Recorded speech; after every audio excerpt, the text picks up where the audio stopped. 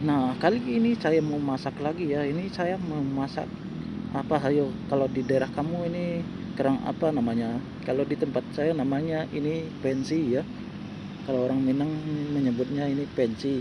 Biasanya banyak terdapat di danau dan saluran air kecil ya, atau di apa namanya, parit-parit ya. Biasanya ada di pinggir sawah ya, dalam kolam juga ada biasanya, tergantung airnya. Tapi lebih umum, lebih banyak ini di dasar danau ya, yang lebih banyak itu lumutnya. Nah, ini saya mau bikin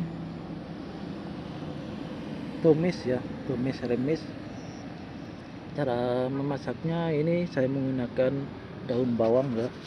Daun bawang ini sudah saya potong-potong, lalu kita goreng selama beberapa menit atau hingga layu ya. Di sini saya menggunakan api tungku ya, api tungku tradisional. Ini merupakan waktu memasak di kampung ya, di lokasinya di Ladang Limbu ya, Ladang Limbu, Kabupaten Padang Pariaman, Sumatera Barat. Ini saya kemarin mencari kerangnya di pinggir sawah-sawah ya, itu ada saluran airnya, sungai kecil, berupa sungai kecil. Jadi di situ terdapat ya kerang ini, kerang remis ini ya, atau biasa orang kami menyebutnya pensi. Kerang ini sangat banyak terdapat di pasir-pasir ya, di balik ini dekat yang ada lumutnya itu, karena kerang ini memakan sisa makanan dari kolam ya. Jadi kotoran-kotoran ikan itu akan terbawa arus air, maka bagian itu menempel pada permukaan dasar air sungai gitu. Jadi itulah yang akan dimakan sama kerang ini.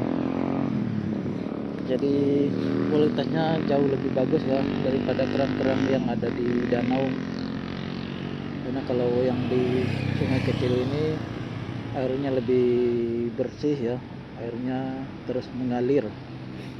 Nah, ini saya sudah selesai menggoreng daun bawangnya, kemudian kita angkat dan tiriskan ya menggunakan saringan gorengan.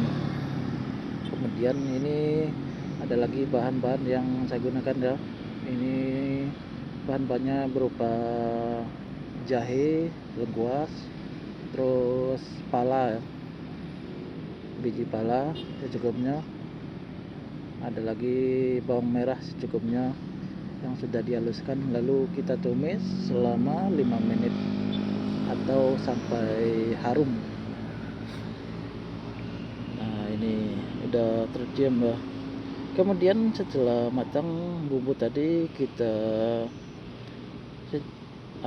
panaskan air ya, air bumbu yang sudah kita tambahkan daun cengkeh, kayu manis, dan tambahkan sedikit garam dan micin secukupnya aja ya. Kita panaskan air buat merebus kerang tadi ya. Buat mencari kerang ini ternyata sangat seru ya. Buat yang suka petualang paci ini seru banget ya. Nah, mencarinya sangat sederhana, hanya menggunakan tangan langsung atau cukup menggunakan saringan. Kemarin saya menggunakan saringan yang plastik ya, saringan terbuat dari plastik itu, kalau nggak salah itu dari speker ya, speker aktif itu yang nggak kepake, yang sudah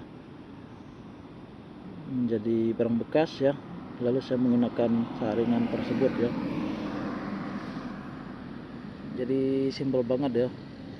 Kalau kita mencari di sungai kecil, kita tidak perlu menggunakan alat khusus ya, cukup menggunakan tangan ya.